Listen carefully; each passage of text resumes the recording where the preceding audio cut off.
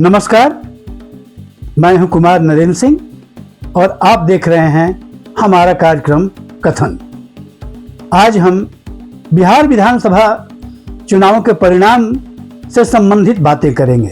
हमने देखा है इस विधानसभा चुनाव में एनडीए को अप्रत्याशित जीत मिली है और महागठबंधन को अप्रत्याशित हार। मैं इसके कारणों की व्याख्या करने नहीं जा रहा हूं और कौन जीता, कौन हारा, क्यों जीता, क्यों हारा, मैं इसके बारे में बात करने जा रहा हूं। मैं आपसे कुछ बातें ऐसी साझा करने जा रहा हूं जिसे समझना हमारे लिए इसलिए जरूरी है कि इन परिणामों के वास्तविक चरित्र को समझा जा सके। अगर किसी को लगता है कि ये परिणाम बड़े स्वाभाविक और सहज हैं, तो मैं कहूंगा कि आप या तो अति मासूम हैं या बहुत ही शातिर, क्योंकि इस समझदारी में और इस विश्लेषण में यह भाव छुपा हुआ है कि गठबंधन इसलिए हारा कि वह चुनाव को समझता नहीं है या भाजपा की जीत को जस्टिफाई करने की कोशिश है इसमें। बहरहाल बात चाहे जो भी हो, कैसे जीता कैसे हारा, मैं इसकी बात करने के बदले मैं कुछ बातें अलग से करना चाहता हूं। पहली बात कि किसी पार्टी को 100 में 90 उम्मीदवार जीत जाएं, यह पहली बार हुआ है। शायद ऐसा पहली बार 1977 में हुआ था, लेकिन आज 1977 नहीं है, क्योंकि 1977 में एंटी इनकम्बेंसी की हवा बह रही थी। आप देख रहे हैं कि 67% से भी ज्यादा मत वोट पड़े हैं। यह अक्सर तभी होता है जब सत्तासीन पार्टी के खिलाफ जबरदस्त एंटी इनकम्बेंसी की हवा बह रही हो। यह पहली बार हुआ है कि किसी पार्टी की स्ट्राइक रेट 90% रही हो। और दूसरी बात कि एंटी इनकम्बेंसी की हवा या बयार या आंधी सत्ताधारी पार्टी के खिलाफ नहीं, सत्ताधारी गठबंधन के खिलाफ नहीं, बल्कि विपक्ष के खिलाफ चली। यह आज तक न देखा गया था और न सुना गया था। बहरहाल हमें तो मानना ही होगा कि जो हुआ वह बड़ा ही सहज और स्वाभाविक हुआ। अब आगे की बात करते हैं। हमें बताया जा रहा है कि इस चुनाव परिणाम के लिए महिलाएं जिम्मेदार हैं। महिलाओं ने जमकर एनडीए गठबंधन को वोट दिया। मुझे इसमें 2-3 बातें कहनी है। पहली बात कि ये महिलाएं मूल रूप से नीतीश की समर्थक रही हैं, तो फिर भाजपा उससे आगे कैसे निकल गई?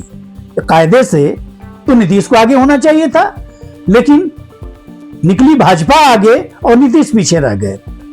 दूसरी बात कि जिन महिलाओं को दिया गया 10,000 रुपए, उन महिलाओं में क्या अन्य दलों के समर्थक महिलाएं नहीं थीं? जाहिर है कि थी।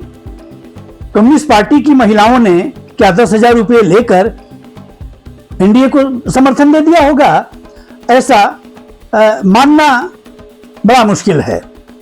इसी तरह राजद की भी महिलाएं हैं, उन्होंने भी 10,000 रुपये लेकर एनडीए को समर्थन दिया होगा, इसमें संदेह है।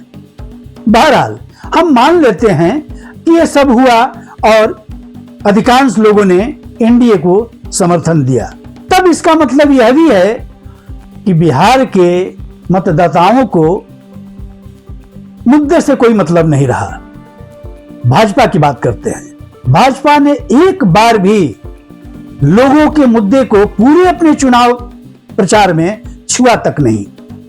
वह हमेशा घुसपैठिया, कट्टा, छर्रा इत्यादि की बातें करती रही। 25 साल पहले जंगल राज की बात करती रही। तो हमें मान लेना चाहिए कि बिहार के मतदाताओं ने 25 साल पहले की काल्पनिक जंगल राज में भटकने के लिए तैयार थे, और वो भटक गए।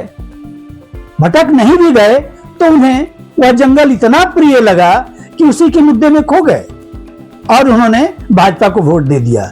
छर्रा, कट्टा और दुनाली इतना भाया कि लोगों ने भाजपा को वोट दे दिया, जबकि नीतीश उतने नहीं भाए। जबकि नीतीश उतने नहीं भाए। और नीतीश ने जिन तबकों की बात की जा रही कि इन लोगों ने एनडीए को वोट दिया, उनके लिए सबसे ज्यादा काम नीतीश ने ही किया था। भाई अति पिछड़े की बात उन्होंने ही की थी। तो बिहारी मतदाताओं के लिए मुद्दे इस बार गौण हो गए, जबकि हम सभी जानते हैं कि इस बार लग रहा था, जमीन पर तो यही लग रहा था कि एनडीए कहीं है ही नहीं। मोदी की सभाओं में लोग जा नहीं रहे थे, जबकि तेजस्वी की सभाओं में हजारों लाखों की भीड़ आ रही थी। या ऐसे तो नहीं हो सकता कि आपको हम पसंद भी करें और आपको हम देखने भी न जाएं। दूसरी तरफ ऐसा तो हो नहीं सकता कि हम आपको पसंद भी करें और आपके खिलाफ वोट भी करें। बहरहाल अगर ऐसा हुआ तो इसके तर्क को मेरे लिए समझना थोड़ा मुश्किल है। तो मुद्दों की जहां तक बात है, गठबंधन ने हमेशा, तेजस्वी ने हमेशा पढ़ाई लिखाई, सिंचाई, रोजगार, पलायन की बात की, और यह बात जन स्वराज के नेता प्रशांत किशोर ने भी की। लेकिन दोनों आज चुनावी मैदान में धूल धूसरित जमीन पर पड़े हुए हैं। और जिन लोगों ने मुद्दे की कभी कोई बात नहीं की, वे लोग फर्श पर खड़े हैं। मेरा मन या मेरी समझदारी इस चुनाव परिणामों को सहज नहीं मान रही है। ऐसा तभी हो सकता है जब बहुत बड़े पैमाने पर हेराफेरी की गई हो। मेरे पास इसका कोई प्रमाण नहीं है कि हेराफेरी कैसे की गई, किसने की, मुझे कुछ पता नहीं है, इसलिए कि मैं इसका कोई एक्सपर्ट नहीं हूं। लेकिन बहुत से चैनल, यूट्यूब चैनल मैंने देखे हैं और उनमें कई तरह की बातें इस संदर्भ में की जा रही हैं कि कैसे वोटों की हेराफेरी हुई, चोरी हुई। लेकिन इतना तो देखने में आ रहा है कि हिमाचल प्रदेश, हरियाणा से स्पेशल ट्रेनें चलाई गई, मजदूरों को बिहार भेजा गया पैसे देकर, टिकट देकर, और इसके खिलाफ हमारे चुनाव आयोग ने कुछ भी नहीं कहा और न इसका संज्ञान लिया। तो जाहिर है मित्रों कि चुनाव आयोग भी एनडीए की तरफ से लड़ रहा था। और यह मैं दावे के साथ कह सकता हूं कि अगर चुनाव आयोग ने निष्पक्षता दिखाई होती तो ऐसा चुनाव परिणाम संभव नहीं था। यह कैसे मान लिया जाए कि जिस पार्टी को 23% से भी ज्यादा वोट आ रही है उसे 25 सीट मिले? वोट कम और सीट इतना ज्यादा, इसका तर्क मेरी समझ में नहीं आता है। अगर आपकी समझ में आता है तो आप भी मुझे बताएंगे। दोस्तों, चुनाव परिणामों से एक बात तो तय हो गया है कि बिहारी अपने लिए सावधान नहीं हैं। उन्हें शिक्षा नहीं चाहिए, उन्हें रोजगार नहीं चाहिए।